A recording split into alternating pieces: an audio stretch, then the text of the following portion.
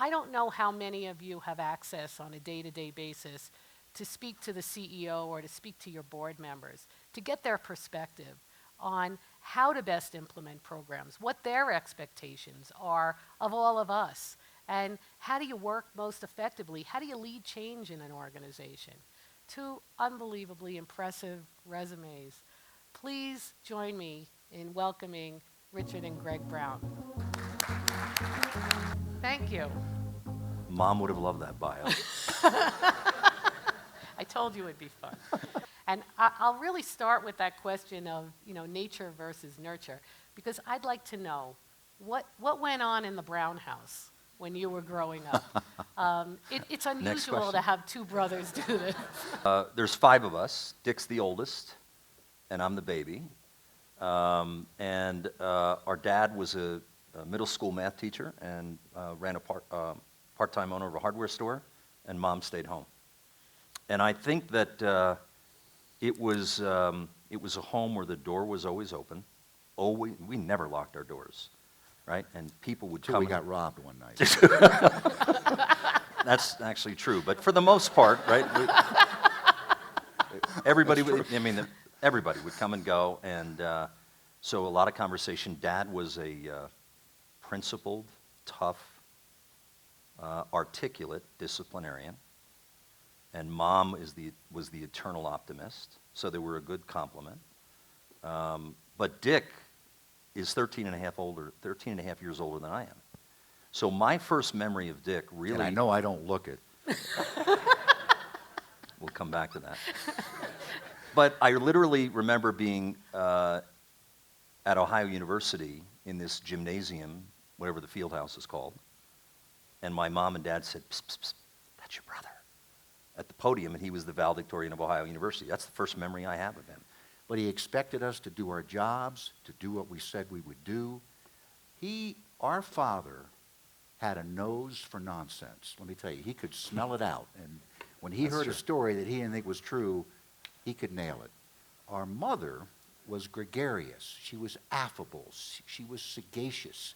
All the kids came to our house in the neighborhood, and we didn't have any money. I mean, they all had means far beyond ours, but there was a home environment where everybody just wanted to come. And I'll never forget my mother. Things would happen. And she, I said, this went wrong, Mom, and I don't think it's fair, and I didn't get to. She said, "Don't come crying to me. Don't come crying to me. Get up early tomorrow morning, get back out there, and get it done." And she just had an incredible belief that her children could conquer anything. And our mother was one to preach to us, don't worry about failure. Others will worry about it for you. Get out there and do what you can do. Be the best at what you can be. Don't worry about failing. You'll surprise yourself. And I never did worry about failing. And I think that between the two parents, there was an installation of we really can do anything you want to do. You should be proud of who you are, proud of where you're from, proud of this family, proud of the community. And Dick's right. Mom was not a self-doubting person. And she would say, "Gregory, put those shoulders back, shine those shoes. You can do this." She was our biggest fan. And it was just, I never really I didn't think about failing either. And I think but the other thing that was a key ingredient is you do what you love to do. Now, most people, I think, don't love their job. I think if you took a poll, most people would say, "I don't love my job." But I think that the thing I remember with Mom and Dad is your job is what you make it. Nobody has the perfect job. Nobody has the perfect boss. Nobody has the perfect board. Doesn't happen. It is what you make it. And I think those are the qualities that just, I don't know, it made us to believe that we could do things. And by the way, there wasn't failure. So if you did well, great. If you made a mistake or you had a shortcoming, you'd move intact and learn from it. It was just a very good environment. The thing that keeps me up from a risk standpoint are people, the pace and speed of the competitive landscape, and for sure, Elaine, supply chain. And I mean, boards do three things: strategy, risk, and succession planning. Those are the three things that boards primarily do. So what BROWZ does is fundamentally key from a business continuity, compliance, contractor management, that does, absolutely. We talk about it rigorously in audit every single time. He mentioned that companies are self-insured, and many of the companies are, you know. Greg's is, others are, DuPont is. And so when you get in an environment like we're in now, where things can go wrong, and when they go wrong and a supplier's involved or a third party's involved, the kinds of bad things that happen are incredible. Look at this ship that got stuck in the Hurricane Joaquin. Okay, now, all the cargo's lost, 33 lives, most importantly, are lost, and we hear that the engine failed. Did they do routine maintenance on that engine? Did they have insurance? Was the staff well trained? You go down the list of 100 things, and all of a sudden, that company is looking at billions in liability, just like that. But the other thing I think about in the supply chain in the context of BROWZ is brand. So we have risk and liability that Dick talked about, but a brand, a company's brand, a brand is two things. That's all it is. It's the image you create and the experience you deliver. BROWZ, contractor management, supply chain, is fundamentally right in the nerve center of the experience we, Motorola, provision and deliver to our customers, whether it's employees or subcontractors. So I look at you not just as risk management, I look at you as critical to the preservation and enhancement of the brand, because you're facilitating and enabling the service experience that is so vital. To partner with BROWZ, to tell yourself, I'm going to get up to speed on the most advanced ways I can have data on my suppliers and supply chain, so that I know who's in compliance and not guess about it, or have data that's so antiquated that when the surprise happens, the consequences are horrible. It took courage for each of you to say, I think I'll talk with BROWZ. I think I'll take a different course. I think there's a better way in my space. And we're not going to let you down. Really important, inspect what you expect. It's really important. I have not always done a good job of that. So, as it relates to customer service, which is this big banner, do you break down and deliver the accountable processes between role clarity and business processes that you know who's provisioning what in the end-to-end delivery of that customer experience? And I think sometimes people in my company get confused between contacts and relationships. A contact, a person that has contacts says, I know Elaine, I know Dick, I know Jerry, I know these people, I can call them. That's helpful. A relationship is, I can call Jerry and I know he'll do what I ask him to do. You know, service excellence is not a slogan, okay? Mm-hmm. It's not a slogan. It is what you are. It's what you do. I've been part of BROWZ for 12 years. I had never been in a small company, but it was back then. I was always a big corporate guy, and I was interested because of the value proposition that BROWZ offered. I believed in it. I invested in it back in 2004. I did. And one of the things I liked about BROWZ was we started life by putting the clients at the center of what we were about, not technology or not a business plan. Clients, what do they need? What do they want? How can we really serve them in a value proposition that makes a difference? And that's why we haven't only survived all these years. You know, our growth rate is tremendous. You know, you should only do business with people you know and trust. If there isn't trust, man, you got nothing to build on. And BROWZ has worked very hard at gaining your trust and proving to you that we won't let you down.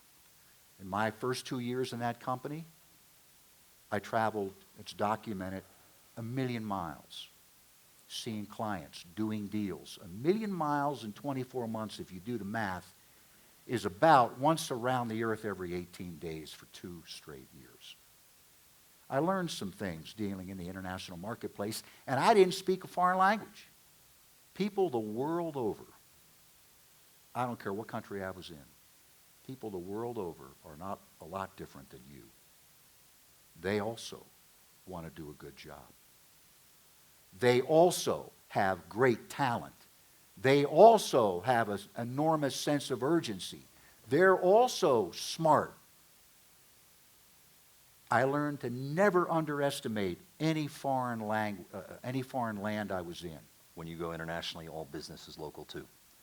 So it's fine to have a corporate strategy or a national strategy, but unless it's translated to local, regional implementation and customs, you run the risk of going awry. And we were sitting in a conference table, and through a translator, the customer said something affirmative, and I said, "Thank you very much," and I went like this.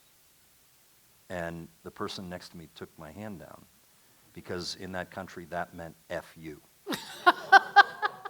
I learned the secret ingredient to doing well on the international stage, especially in deal making.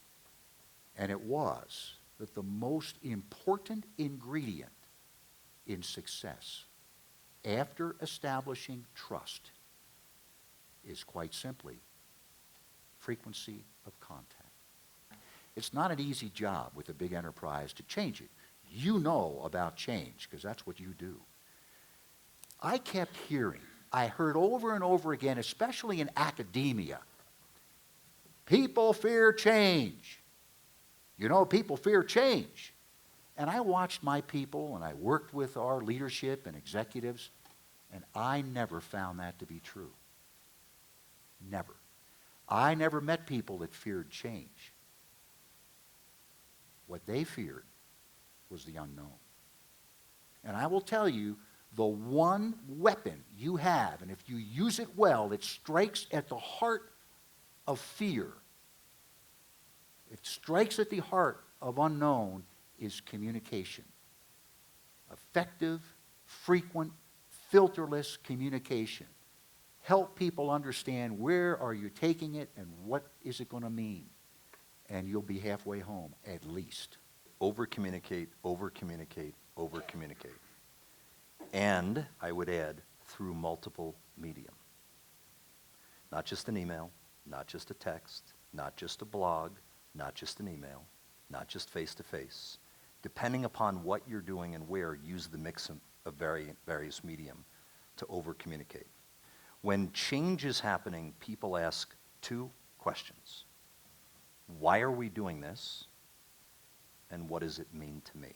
Companies do a pretty good job of why we're doing something, but what companies don't do as good a job of, and individual managers, is what does it mean to me? When you describe the changes in your group, function, corporation, and you don't touch the what does it mean to me component, it creates the fear and the unknown of individual people. How do you kind of back up in an organization and get everybody's buy-in? Tell the story. Success breeds success. If BROWZ is implemented in a silo and a lot of people don't know it and it's going well, tout the success. Why is it going well? What does it mean for efficiency? What does it mean for risk? How does it help my repair cost? How is it helping me deliver customer service? And tell it at levels where there are relationships. So when you get traction in an area, try to highlight it, escalate it, demonstrate it, ideally with data-driven components, so that an executive in an adjacent function or above, anybody wants to sell more, lower cost, and deliver better service. If you can articulate that in a Cliff Notes version without supply chain speak, but translate it to executive impact, I think you'll get more traction. Thank you. Quick point. When you make change, don't be incremental about it. If it isn't bold, it won't hold. You're going to put a lot of calories in on it, make it the biggest change you can make, and make responsibly. What you have to change is the culture. Mm-hmm. And what is the culture of a company? Now, when you change a company, I hope you never change the values. Respect for people, safety first, things like that, integrity. Values should not change, or you got bigger trouble. What you're changing are the beliefs of people. A culture of a company is the behavior of its people. And beliefs, their beliefs run their behavior. I went to a company once, and I called a meeting Monday morning. I said, 7:30, I want the top 20 executives of the firm, international, in a boardroom with me. They're all come in there. I shook their hands. We made some small talk. And they wanted to know about me. I said, well, I'll make it simple.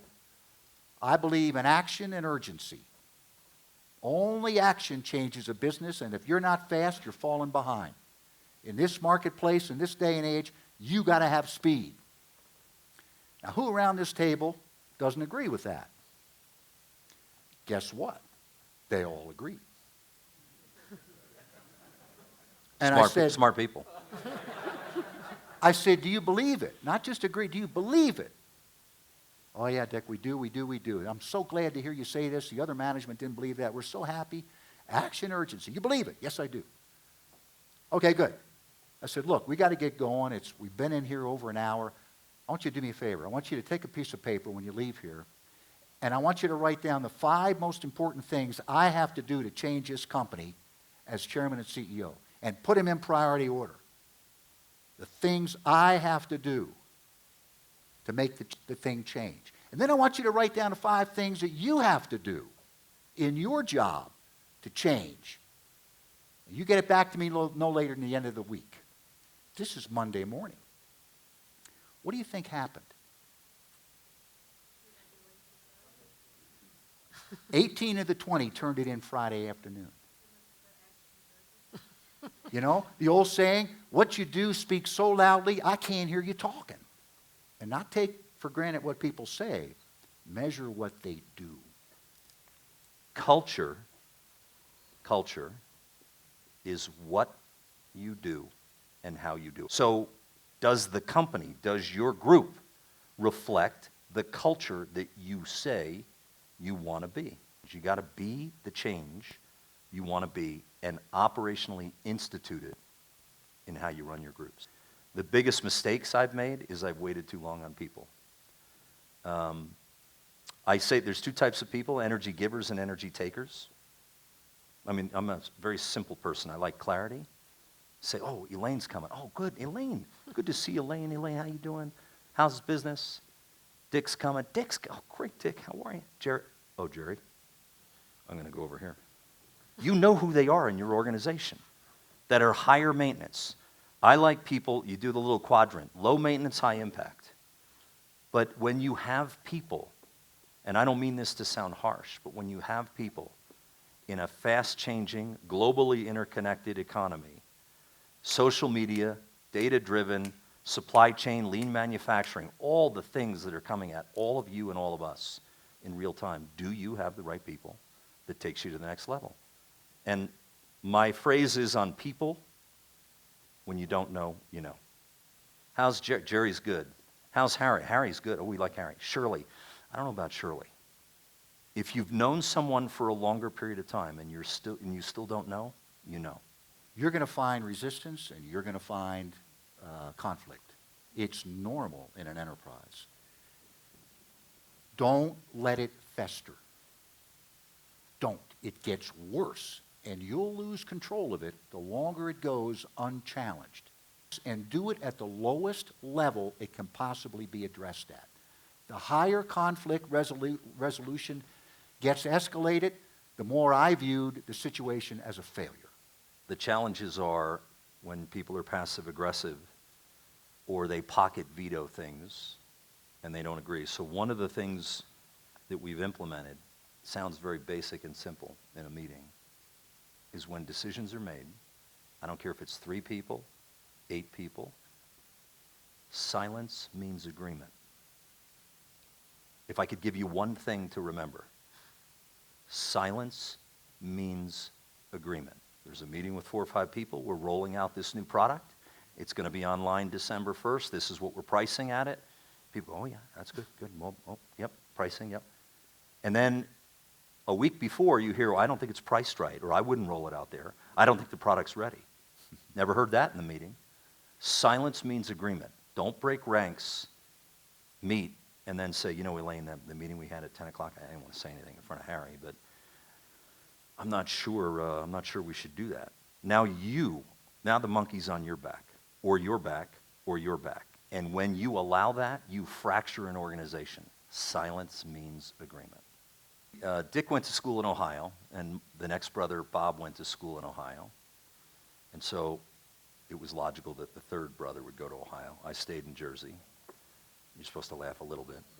And by the way, his school is soon to be accredited.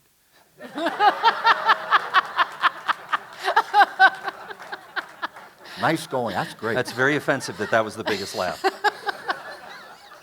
So I went to Rutgers, which is fully accredited. I try to take the good characteristics of people I've learned with along the way.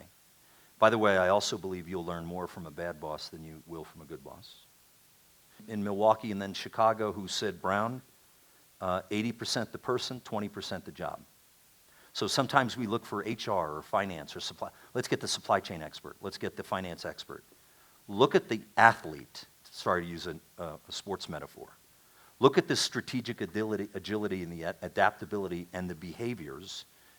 Not always, and you could teach them other attributes within a function. But when Fred, and he told me this, when Fred Smith turned in his paper at Harvard, the business case for doing something called FedEx, his professor gave him a C on the paper. And it helps cement something I learned along the way in business. Don't be seduced by smart people. Don't be intimidated about how bright somebody is. Being bright nowadays is the price of admission. You're all bright. You didn't get here because you're stupid. You can think for yourselves. You can figure things out. But so many people I've heard say, gee, you know, Sam's really a star because he is so bright. Earn your way. Let's see your results. Put that brightness to work. But I don't believe leadership is genetic, despite Greg and I being up here. I agree with that. I don't. I agree. It can give you a head start, but you got to get there on your own. It's what you learn, it's what you do, it's how you believe. And in my career, I could not have done what I did unless I was able to be confident in writing, in communicating, verbally and on paper. But she's the one that gave me early confidence that you can communicate well, Dickie. And what he taught me was, put your standards up here and don't bend. If there's one thing a CEO does, or somebody leading an organization, set the standards and pick the right people. You do that, you're halfway home or more. It's not the cards you're dealt in life. I really believe this. It's how you play the hand. It's not what you're dealt, it's how you play it. You can spend all those calories you want. You got 2 choices. Change it, or change the way you think about it. So I'm interning at IBM, and I come home and I said, Dad, you won't believe this. And this executive from AT&T, I think it was my senior year of Rutgers, and he thought I was a permanent IBM employee. And he somehow said, you know, I want you to work at AT&T, and you can work when you graduate anywhere in the country. Are you kidding me? Unbelievable. So I come home that night. I said, Dad, you won't believe this. I got a job offer to work anywhere in the country for AT&T. So I get out the Rand McNally map. This is obviously not pre-Google and everything else. And I'm looking at it, and I haven't been anywhere. A Jersey boy, and I said, well, Texas is supposed to be nice. I mean, San Francisco, that's on the water. And my father said, as only he would, what the hell's wrong with you? That's him. I said, what do you mean? He said, put the map away. I closed the map. Remember, we were very compliant to Dad. He said, who offered you this job? I said, his name is Joe Reed. He said, what do you know about him? I said, he has the central region. He's a vice president for AT&T and has the central region. He said, I see. And he was the gentleman that was kind enough to give you that offer? Yep. And you're here opening a map thinking about you, of what you'd like. You're not thinking about doing something for the man that was gracious enough to extend his hand. He said, why wouldn't you go work for that man? So the next morning, I called Joe Reed at the number he gave me, and I said, hi, Mr. Reed, it's Greg Brown. He said, Greg, no, call me in 4 months when you graduate and tell me where you want to go. I said, well, I have that answer now. I said, Mr. Reed, you have the Central Region, right? Yes, sir. I said, what's the worst performing area in your region? He said, well, interestingly enough, Greg, the worst performing area in my region is also the worst performing region in the country. I said, Mr. Reed, I want to come work for you in Detroit on June 28th. He said, are you sure? I said, yes, I am. And it was the best advice my father ever gave me. Don't think about you, Greg. Think about where you can make an impact. Be interested, not interesting. Everybody knows what it takes to be a great leader. But the people that turn out to be the great leaders are the ones that do what they know they should do most often. They do the kinds of things they know a leader has to do, whether it's Monday morning and they're not happy or Friday afternoon, when they're rested or when they're tired, when they're healthy or when they're sick, when trouble is at home or when everything is fine at home, when they're upbeat, when they're discouraged, when they're focused or preoccupied, when they have the capital they want to run their business or when they don't. They still do, more often than anybody else they work with, the kinds of things that will make them a good leader. The boss I admired the most had a phrase. He said, you know, the people that are the best leaders seem to more often than not always put judgment ahead of personal desires. It's true. It's what you do when no one's looking. Leaders have an insatiable desire for self-improvement. And they're self-aware. The good ones are. They're self-aware. And they know what they do well, and they know what they don't do well. Leaders should speak less and speak last. I know what I know. Now, if I am in a meeting at Motorola and we have to make a decision, and I say, you know, thanks for coming today. We've looked at the data in the report. Good stuff. Elaine, I think we ought to go Northwest. I've just contaminated the whole meeting. What do you think? You know, now that you say that, Northwest looks like the right direction. And I just get corporate speak back. Speak less and speak last. How would we best position ourselves for future success? If you were to talk to us as a mentor and give us that advice. I think attitude determines altitude. I really think it's how you view things. I know this sounds like ridiculously simple, but when you see something, I think the best leaders are realistic optimists. So they see a situation for what it is, good, bad, ugly, warts and all. But they immediately pivot to how do we make it better? And the best say, how can we make it better, and what can I do to make it better? But one thing I noticed in my career about a lot of people, I'd say most people, they rarely exercised all the authority they had. It's true. They put in front of themselves barriers that don't need to be there. Get yourself in trouble once in a while. You're not going to get fired for it. Your intentions are good. When I was a young buck in the business, I didn't want to make a mistake. I wanted to get ahead. I wanted to do everything I had to do just right. I took my time, I was careful, and my memory would have me be errorless. Now, I do believe in urgency. I think businesses that don't act with urgency fall behind in this world. And so one of the things I've changed about my early thinking is I've come to believe that you should beware in business of the perfect people. You have to have an environment where the boss isn't going to kill you if you make a mistake.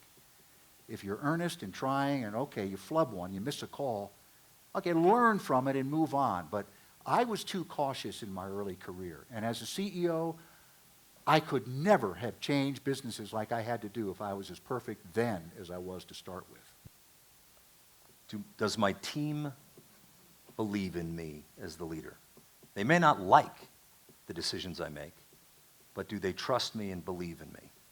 Number one. Number two, do they believe that I put judgment over desire, company first? Do you walk the talk? Are you authentic? I think Greg said it well. I'd say I've always tried to be fair. Now, that means a lot of things to different people, but be fair and be firm. I always had a belief that leaders get the behavior they tolerate. And sometimes not tolerating things gives you a tough road to hoe. But if you're true to your own beliefs, as I tried to be with mine, when I saw something I didn't think was right, I dealt with it. You know, success to me, I have a good home life. My kids grew up, looks like they're well-adjusted. They've got their own families. I see a lot of people in the world, they want to change the world, but their own home life is a mess. And I think if you're going to change the world, start with your own household. If you're successful enough there, then move to your community and then go on beyond that. I'm happy with my family, my kids. Integrity is important to me. You know, I've had my failures. I've dropped the ball. I've given it my best. But never has anybody ever questioned my integrity. And that means a lot to me. And by the way, just to add to that, so this started with Elaine reading these glowing resumes and credentials. Glowing. Chairman of this, chairman of that, smartest of this, smartest of whatever. But don't confuse credentials and accomplishments with having plenty of failures. I could easily write a bio right now and give you the talking points of the mistakes I've made this year. This year. It is not what happens to you. It's how you react to what happens to you. Sense of humor is important. We're so serious, right? So, I mean, there's a lot of serious things. But you gotta, I probably do it a little too much. And he's a bad influence on me because he's very funny. But you gotta have a sense of humor along the way. I'd like to thank both of you. Really can't thank you enough for your openness, for being so approachable to all of us to ask these questions that we wouldn't ordinarily have that opportunity. And really, I mean, for me, and I'm certain this whole group, inspirational and interesting. I think I saw a lot of notes being taken.